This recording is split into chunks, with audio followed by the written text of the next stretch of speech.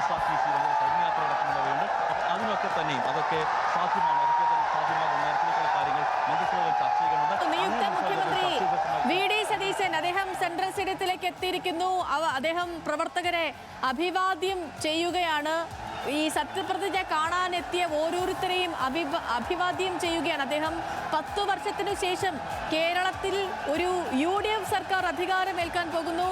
ആ UDF സർക്കാരിനെ നയിക്കാൻ പോകുന്നത് ടീം VDS ആണ്. VD സതീശൻ എന്ന അവരുടെ പ്രിയപ്പെട്ട മുഖ്യമന്ത്രിയാണ്. കോൺഗ്രസ് പ്രവർത്തകരുടെ ആവേശമാണ് VD സതീശൻ.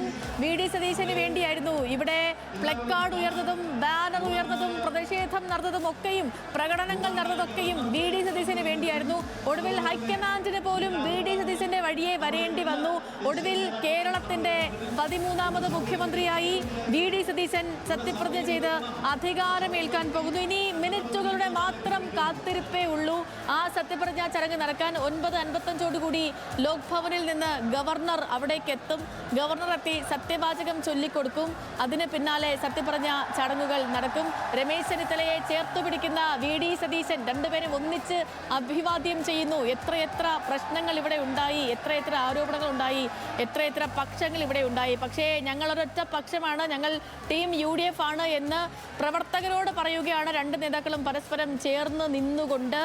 VD സതീശൻ ഇപ്പോൾ വേദിയിലുള്ള എല്ലാ മന്ത്രിമാരെയും കണ്ട് സംസാരിച്ച് കാര്യങ്ങളൊക്കെ തിരക്കുന്നു. ഇപ്പോൾ പ്രേക്ഷകർ കാണുന്നത് സെൻട്രൽ സ്റ്റേഡിയത്തിനുള്ളിൽ നിന്നുള്ള ആ ഹെലിക്യാം ദൃശ്യങ്ങളാണ്. അവിടെ ഇരിക്കാൻ ഇനി ഇടമില്ല, ഒരു സീറ്റ് പോലും ഒഴിവില്ല.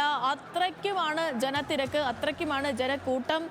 M ലിജുവിനെയും റോജി M ജോണിനെയും K മുരളീധരനെയും ഒക്കെ നമുക്ക് കാണാം. എക്സൈസ് വകുപ്പാണ് നിലവിൽ M ലിജുവിന് നൽകിയിരിക്കുന്നതെന്ന് മനസ്സിലാക്കാൻ കഴിയുന്നു. തങ്ങളെ ചേർത്ത് പിടിക്കുന്നുണ്ട് VD സതീശൻ. ലീഗിന് ഏറ്റവും പ്രിയപ്പെട്ടവനാണ് VD സതീശൻ. തുടക്കം മുതൽ തന്നെ കേരളത്തിനൊരു മുഖ്യമന്ത്രി ഇനി ഉണ്ടാകണമെങ്കിൽ അത് VD സതീശനായിരിക്കണമെന്ന നിലപാടിൽ ഉറച്ചു നിന്നത് ഏറ്റവും പ്രധാനപ്പെട്ട UDFിലെ ഘടകകക്ഷികളിൽ ഒരാളായ ലീഗായിരുന്നു. ലീഗിന്റെ നിലപാട് VD സതീശനിലേക്ക് ഹൈക്കമാൻഡിനെ കാര്യങ്ങൾ എത്താൻ പ്രേരിപ്പിച്ചതിൽ വളരെ നിർണായകമായിരുന്നു.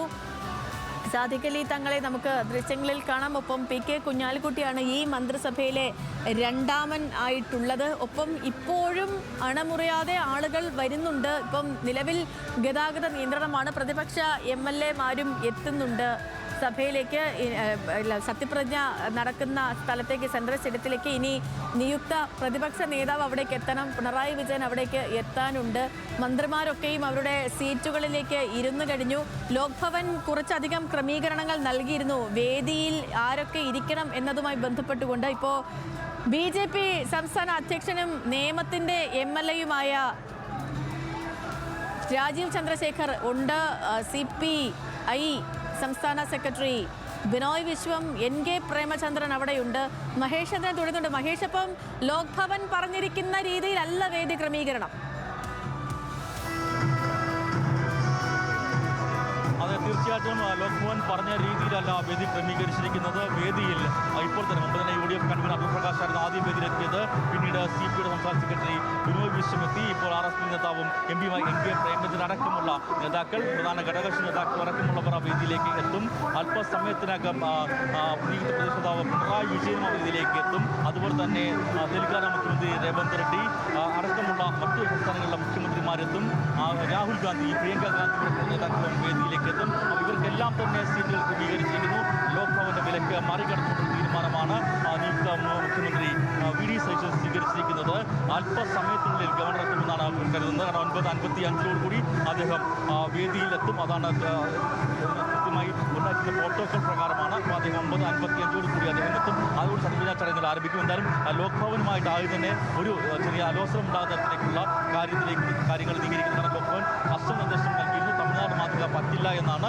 തമിഴ്നാട്ടിൽ അന്ന് ഈ സത്യപ്രതിജ്ഞാ ചടങ്ങിൽ അന്ന് ഗവർണർ ആയിരുന്നത്, അവിടെ ചുമതല വഹിച്ചിരുന്നതും രാജേന്ദ്ര വിശ്വനാഥ് ആർലേക്കർ തന്നെയാണ്. അപ്പോൾ തമിഴ്നാട്ടിൽ അങ്ങനെ അനുവദിച്ചുവെങ്കിൽ ഇവിടെ എന്തുകൊണ്ട് അനുവദിക്കുന്നില്ല എന്ന ചോദ്യമാണ് VD സതീശനും കോൺഗ്രസ് നേതൃത്വവും മുന്നോട്ട് വയ്ക്കുന്നത്. ലോക് ഭവനുമായിട്ട് ഇന്ന് രാവിലെ സംസാരിച്ചിരുന്നു. എന്തായാലും ഞങ്ങൾ തീരുമാനമായി മുന്നോട്ട് പോകും. ഈ ഉത്തരത്തിലേക്കുള്ള പ്രോട്ടോകോൾ അങ്ങനെ ആ പ്രോട്ടോകോൾ ലംഘിക്കുക തന്നെ ചെയ്യുമെന്ന് അവർ സൂചിപ്പിച്ചിരുന്നു.